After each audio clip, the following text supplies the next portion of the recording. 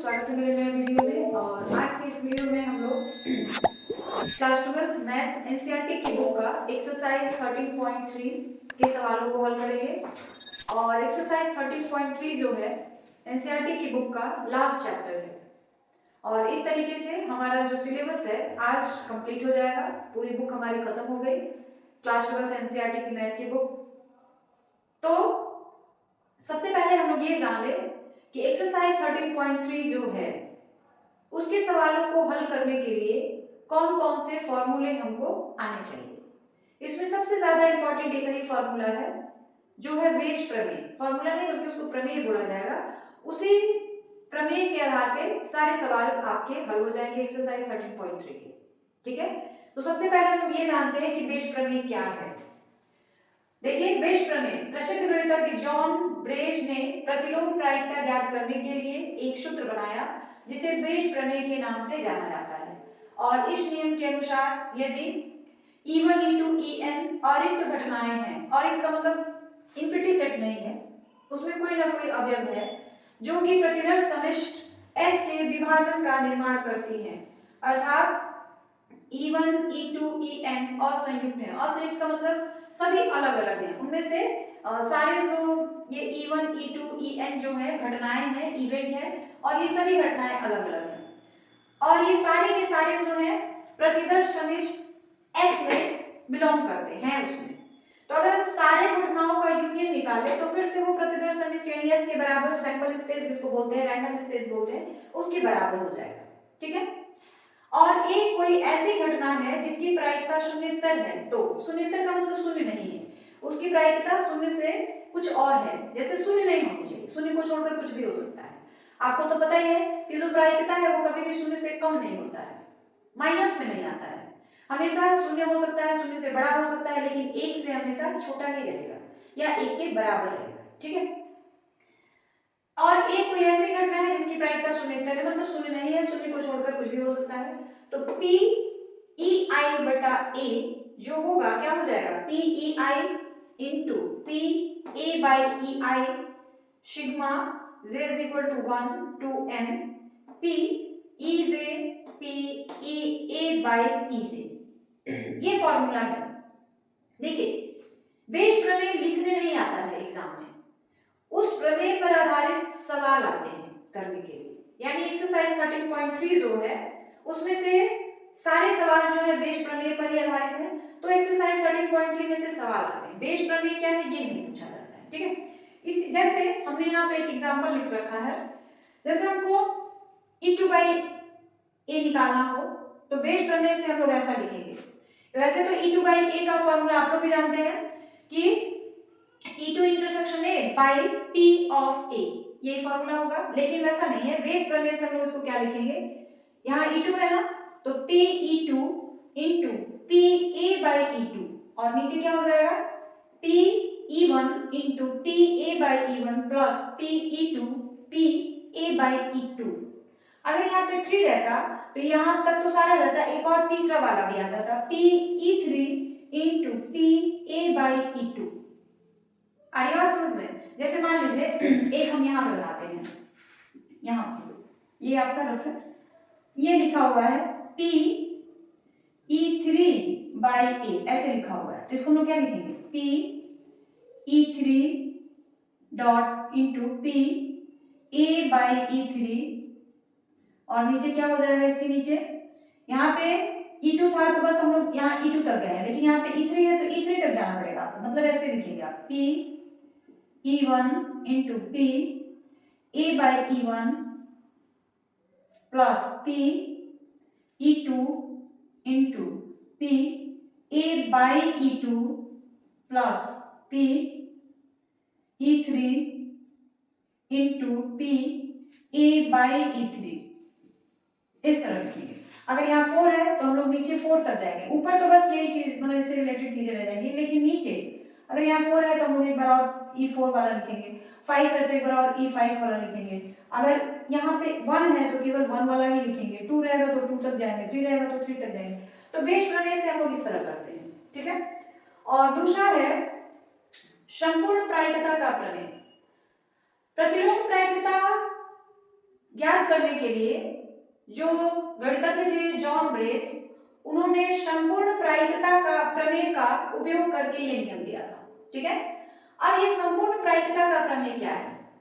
माना कि E1 E2 E3 dot dot En प्रतिदर्श समिष्ट S का एक विभाजन है और E1 E2 En में प्रत्येक की प्रायिकता शून्यतर है, मतलब किसी की प्रायिकता शून्य नहीं है और A प्रतिदर्श समिष्ट संबंधित एक घटना है, तब Pa बराबर P E1 P A by E1 plus P E2 into P A by E2 plus P E3 into P A by E3 plus P E4 P A by E4। इस तरह से हम लिखते जाएंगे कहां तक? P En into P A by En। तो इस तरह यह जो है संपूर्ण प्रायिकता का प्रमेय है। तो एक्सरसाइज 13.3 के सवालों को हल करने के लिए हमको बस ये दो फॉर्मूले याद होने चाहिए, एक ये बेस प्रमेय और एक ये संपूर्ण प्रायिकता का प्रमेय। उसमें भी प्रमेय लिखने नहीं आता है, उसमें बस सवाल आते हैं। ठीक है, तो आपको मेनली ये फॉर्मूला याद रखना है और ये फॉर्मूला, दो फॉर्मूले बस याद रखने हैं। इसी दो फॉर्मूले से आपका एक्सरसाइज 13.3 जो है वो कंप्लीट हो जाएगा। हमारे पास न्यू बुक है और न्यू बुक में जो है देख लीजिए केवल 13.3 जो है यही आपका लास्ट चैप्टर है। इसके बाद 13.4 या 13.5 कोई एक्सरसाइज नहीं है, लेकिन जो पुरानी वाली बुक है देख लीजिए 13.4 या 5 नहीं है। जो पुरानी वाली बुक है उसमें 13.4 भी दिया है, 13.5 भी दिया है। न्यू वाली जो बुक है एनसीईआरटी की उसमें केवल 13.3 तक ही दिया है और हम न्यू बुक को ही फॉलो करेंगे, 13.3 तक ही पढ़ेंगे और इस तरह से हमारा कोर्स जो है मैथमेटिक्स का वो आज खत्म हो जाता है। ठीक है, तो ये बातें क्लियर हो गई कि वेश प्रमेय क्या है और संपूर्ण प्रायिकता का प्रमेय क्या है।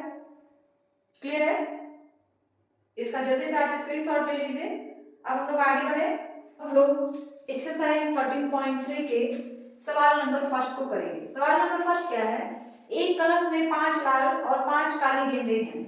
एक गेंद निकाली जाती है, इसका रंग नोट करने के बाद पुनः कलश में रख दी जाती है। पुनः निकाले गए रंग की 2 अतिरिक्त गेंदें कलश में रख दी जाती हैं तथा कलश में से एक गेंद निकाली जाती है। दूसरी गेंद के लाल होने की प्रायिकता क्या है? देखिए सवाल ये है कि एक कलश है, मान लीजिए बैग है या कुछ भी है, उसमें 10 गेंदें हैं, 5 काली और 5 लाल।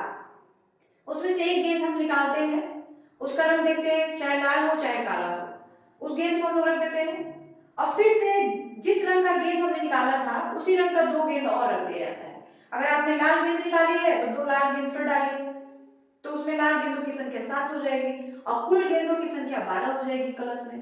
अगर आपने काली गेंद निकाली है तो फिर उसको रख के 2 और काली गेंद रख दीजिए। अब काली गेंदों की संख्या 7 हो गई और कुल गेंदों की संख्या 12 हो गई। तो जो दूसरी गेंद है, पहले तो आपने एक निकाल लिया है लाल रंग की गेंद, दूसरी गेंद लाल हो, इसकी कितनी प्रायिकता है? तो इसके लिए हम लोग संपूर्ण प्रायिकता का प्रयोग करेंगे और संपूर्ण प्रायिकता का प्रयोग देखिए कैसे करते हैं। पहले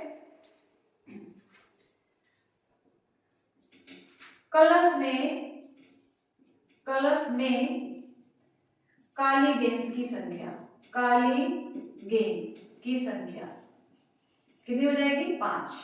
कलश में लाल गेंद की संख्या कितनी हो जाएगी? ये भी 5।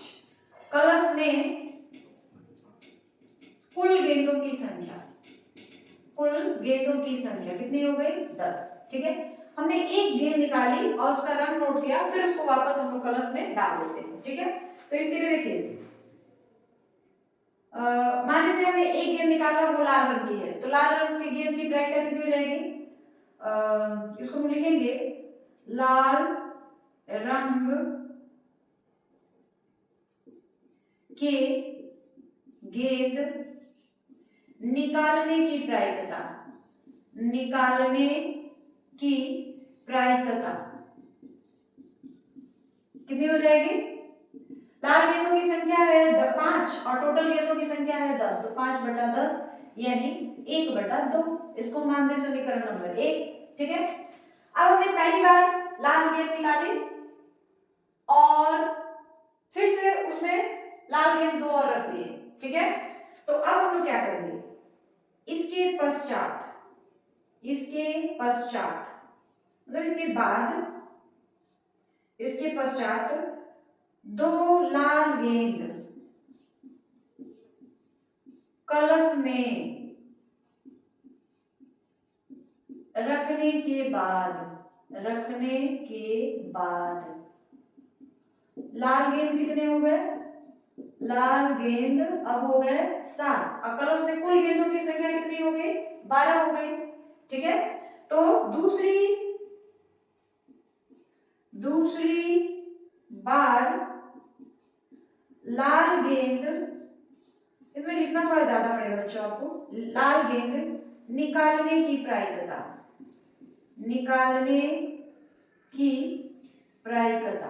देखिए पहले जो था गेंद कलश में जो लाल गेंद की संख्या थी वो कितनी थी? 5 थी। अब कलश में लाल गेंदों की संख्या कितनी हो गई है? 7 हो गई है। तो फिर से हम लोग जब एक गेंद निकालेंगे तो लाल गेंद निकालने की प्रायिकता क्या हो जाएगी? 7/12। ये हो गया समीकरण नंबर 2। ठीक है, अब माना कि दूसरी बार निकाली गई गेंद, अब ये तो फिक्स नहीं है कि दूसरी बार हम जब गेंद निकालेंगे तो वो लाल ही निकले, काली भी तो निकल सकती है। माना कि दूसरी बार निकाली गई गेंद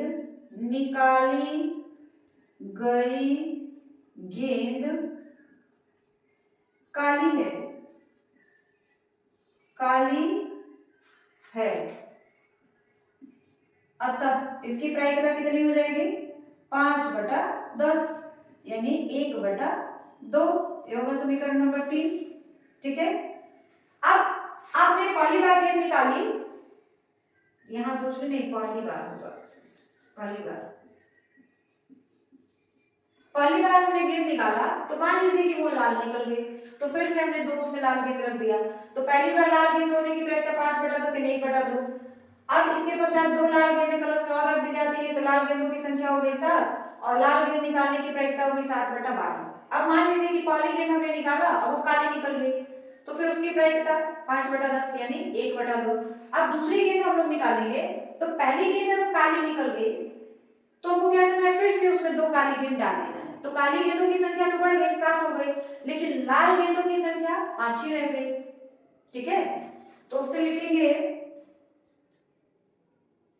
2 काली गेंद कलश में रखने के बाद लाल गेंद 5 और काली गेंद 7 है। ठीक है, अब हम लोग यहां से करेंगे, अब ज्यादा नहीं काफी है, थोड़ा सा। तो इसमें क्या पूछा है? दूसरी गेंद के लाल होने की प्रायिकता। तो पहली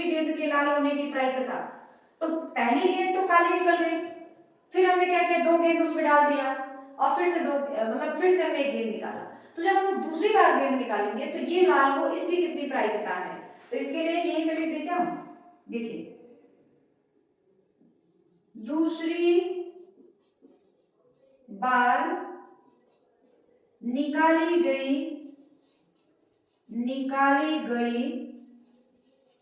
गेंद लाल होने की प्रायिकता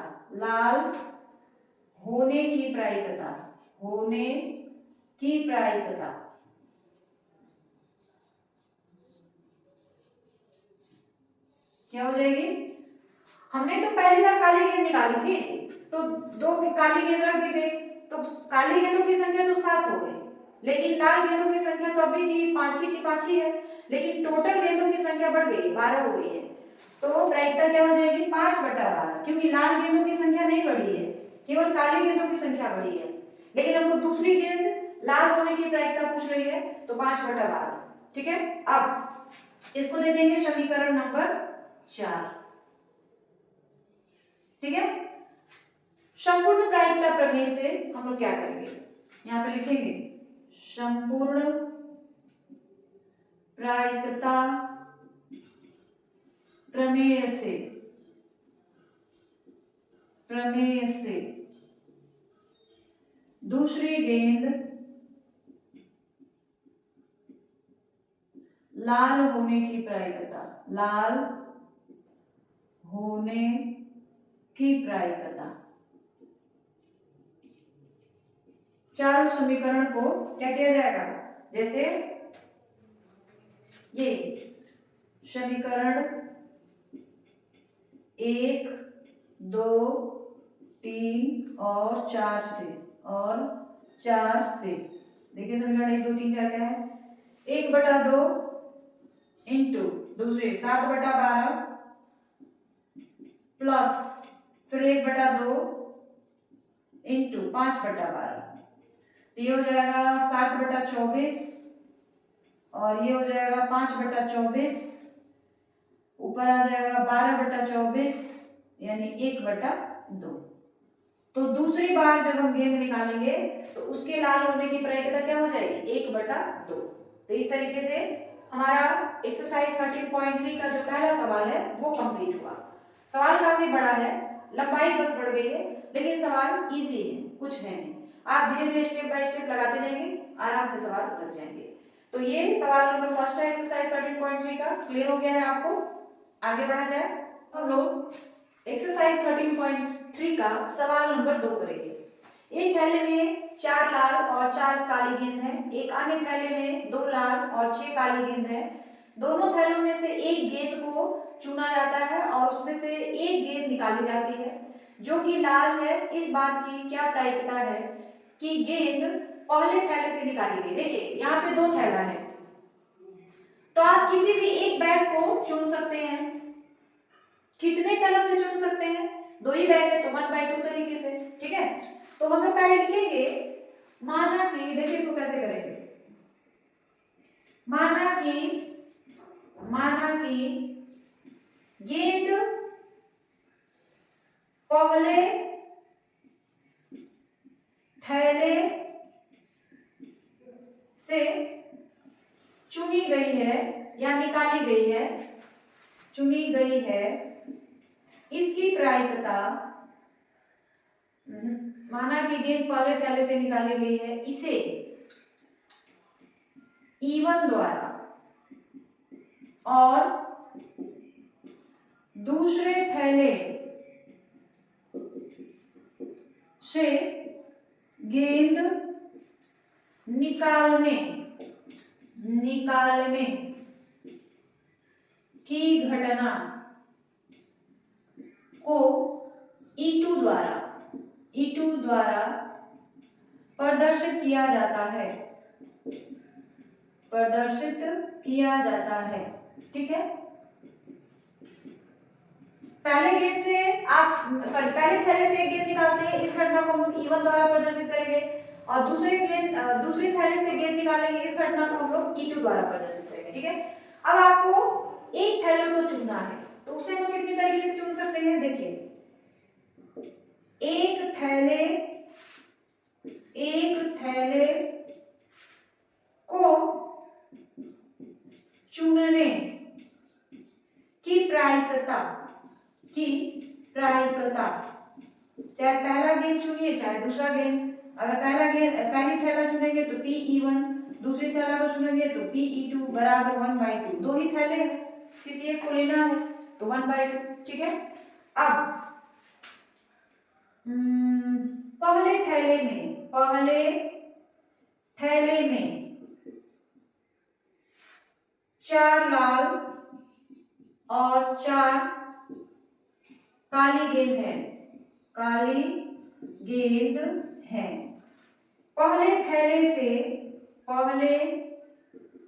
थैले से लाल गेंद निकालने की प्रायिकता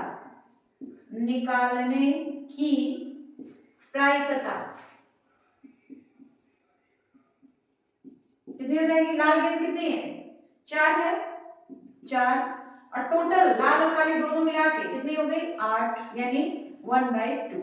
पहले थैले से लाल गेंद निकालने की प्रायिकता कितनी हो गई, 1/2। अब इसको हम लोग दिखाएंगे मतलब इसको हम इस तरह से लिखेंगे PA/E1, इस तरह ये दिया हो गया 1/2। अब दूसरे थैले से लाल गेंद निकालने की प्रायिकता, तो लिखेंगे दूसरे थैले में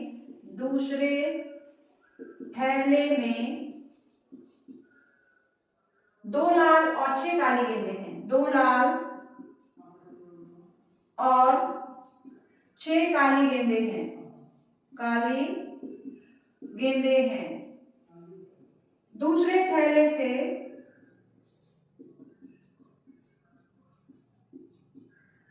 लाल गेंद निकालने की प्रायिकता, लाल गेंद निकालने की प्रायिकता, निकालने की प्रायिकता। दूसरे थैले में कितनी लाल गेंद है? 2, और टोटल कितनी गेंदें हैं? तो 6 काली है, 2 लाल है, तो टोटल 8 हो गए, यानी हो जाएगा 2/8, 1/4। इसको हम लोग इस तरह लिखेंगे PA/E2, इसके मतलब इसका मान कितना हो गया 1/4। ठीक है, अब सवाल क्या है, इस बात की क्या प्रायिकता है कि गेंद पहले थैले से निकाली गई है। ठीक है, तो इसको हम लोग इस तरह लिखेंगे लाल गेंद पहले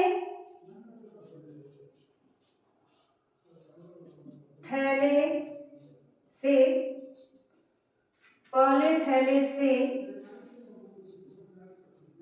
निकालने की प्रायिकता, इसको हम लोग दिखाएंगे PE1/A, ऐसे। आपने एक गेंद तो निकाल ली, अब लाल गेंद निकाल ली, ये तो पता है आपको, लेकिन यहाँ पे थैले 2 हैं। लाल गेंद जो है किस थैले से पहले थैले से निकाली गई है, इसकी कितनी प्रायिकता है? तो पहले थैले से निकाली गई है E1/A। ए क्या है? तो लाल गेंद निकालने की प्रायिकता है। E1 क्या है? पहली गेंद मतलब पहले थैले से निकालने के लिए। ठीक है, तो इसके लिए हम लोग वेज प्रमेय का प्रयोग करेंगे, यहां से लिखते हैं। ठीक है, अतः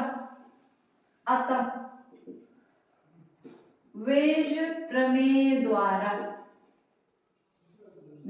हम लोग क्या लिखेंगे, इसका मान हमको निकालना है, तो यहाँ पे लिखा जाए PE1/A इज इक्वल टू, देख लीजिए ये है PE1/A, इसका मान हमको निकालना है, तो इसके लिए हम क्या लिखेंगे PE1 इंटू A/E1, देख लीजिए यहाँ पे है ना A/E1, और नीचे आ जाएगा PE1 into A/E1 plus PE2 into A/E2, ये होगा। इन सारे का मान आपको पता है, आप आसानी से रख सकते हैं, तो लिखेंगे यहाँ पे PE1/A is equal to PE1 का मान देखिए कहीं हमने लिखा होगा, यस, PE1 का मान है 1/2,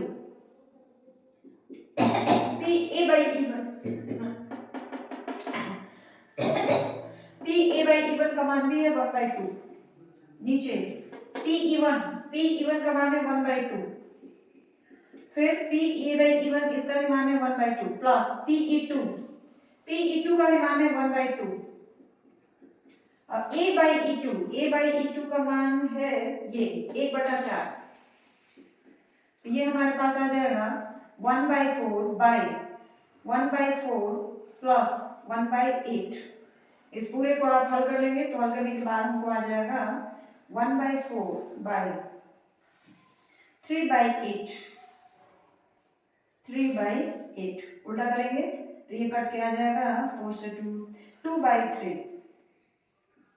ये आपका आंसर हो गया। ठीक है, तो ये एक्सरसाइज 13.3 का सवाल नंबर 2 है। ठीक है, देख लीजिए कहीं कोई दिक्कत, कहीं कोई परेशानी, कोई दिक्कत नहीं, कोई परेशानी नहीं, आगे बढ़ा जाए। अब हम लोग सवाल नंबर 3 को हल करेंगे, और सवाल नंबर तीसरा क्या है, 13.3 का सवाल नंबर 3 देख लीजिए। यह ज्ञात है कि एक महाविद्यालय के छात्रों में से 60% छात्रावास में रहते हैं और 40% छात्रावास में नहीं रहते।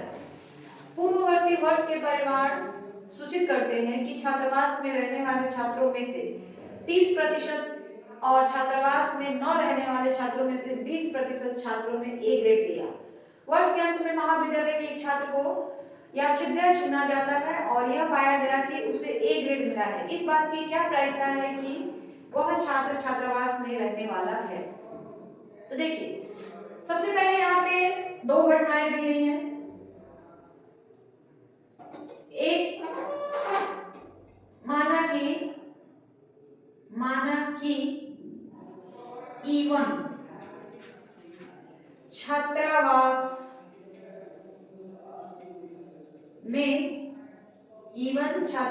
में रहने E1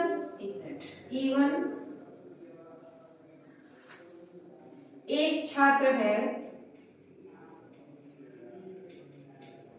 जो छात्रावास में रहता है,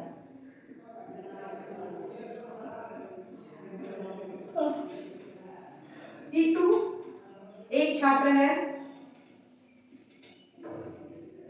जो छात्रावास में नहीं रहता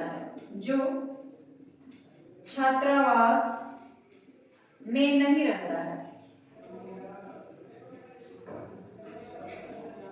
ठीक है।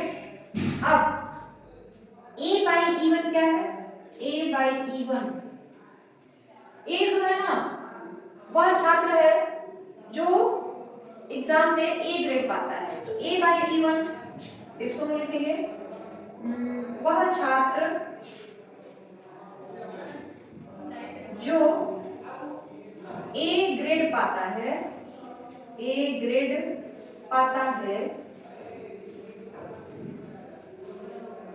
और छात्रावास में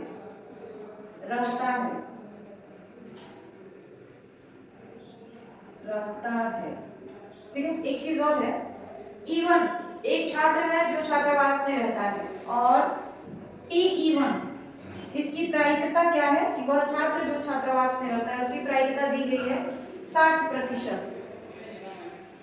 60% यानी 60/100 मतलब 0.6। PE2 40% देख लीजिए, मतलब 40/100 यानी 0.4। A by E1 मतलब A by E1 वह छात्र जो ए ग्रेड पाता है और छात्रावास में रहता है, ठीक है। और दूसरा क्या होगा इसकी प्रोबेबिलिटी निकाल लें। A by E1 इसका मान कुछ दिया होगा, देख लेते हैं। छात्रावास में रहने वाले छात्रों में से 30% और छात्रावास में न रहने वाले छात्रों में से 20% ए ग्रेड पाते हैं। तो ये A by E1 क्या है? वह छात्र जो छात्रावास में रहता भी है और ए ग्रेड पाता है। तो इसकी प्रायिकता कितनी है? 30%, यानी 30/100। इसका मतलब हो गया 0.3। उसी तरह से A by E2 वह छात्र जो ए ग्रेड पाता है,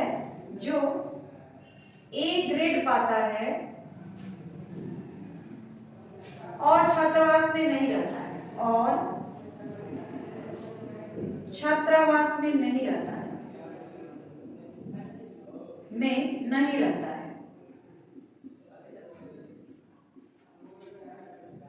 ठीक है।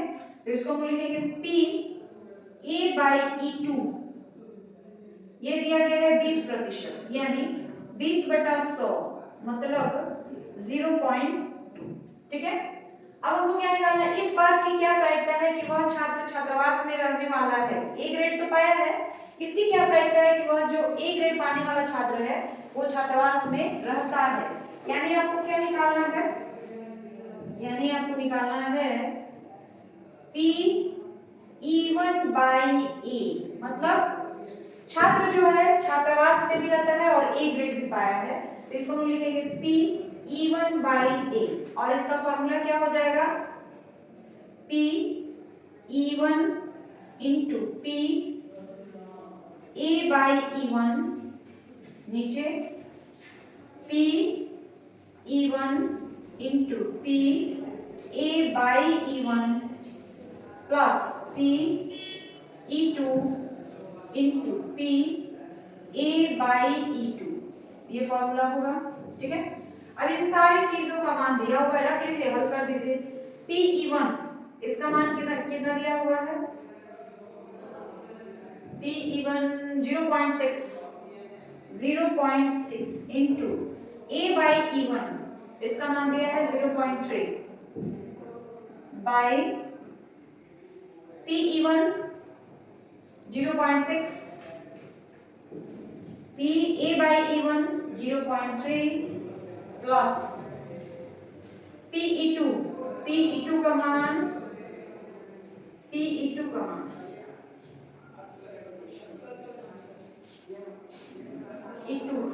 0.4, ये देखिए P E2 0.4 into A by E2 0.2,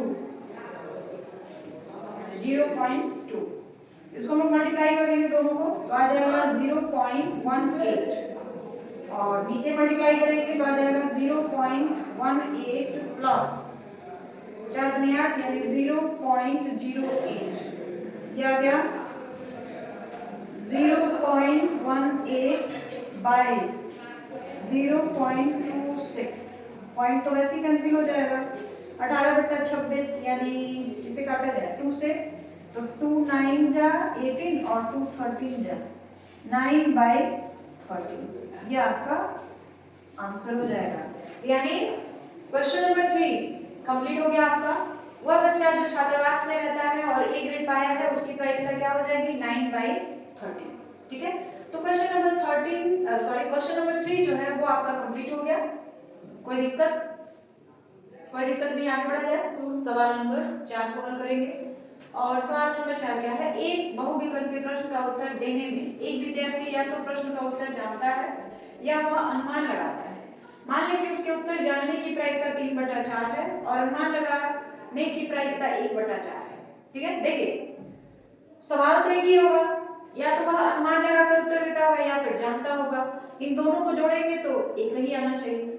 ठीक है, मान लें कि छात्र के प्रश्न के उत्तर का अनुमान लगाने पर सही उत्तर देने की प्रायिकता 1/4 है, तो इस बात की क्या प्रायिकता है कि कोई छात्र प्रश्न का उत्तर जानता है। देखिए सवाल नंबर 4 है, न्यू बुक है हमारी, आप देख सकते हैं ये वाली बुक है। ठीक है, और इसमें बस 13.3 तक दिया है, 13.3 तक हम लोग हल करेंगे।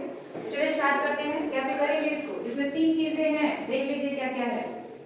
माना कि E1 सवाल का उत्तर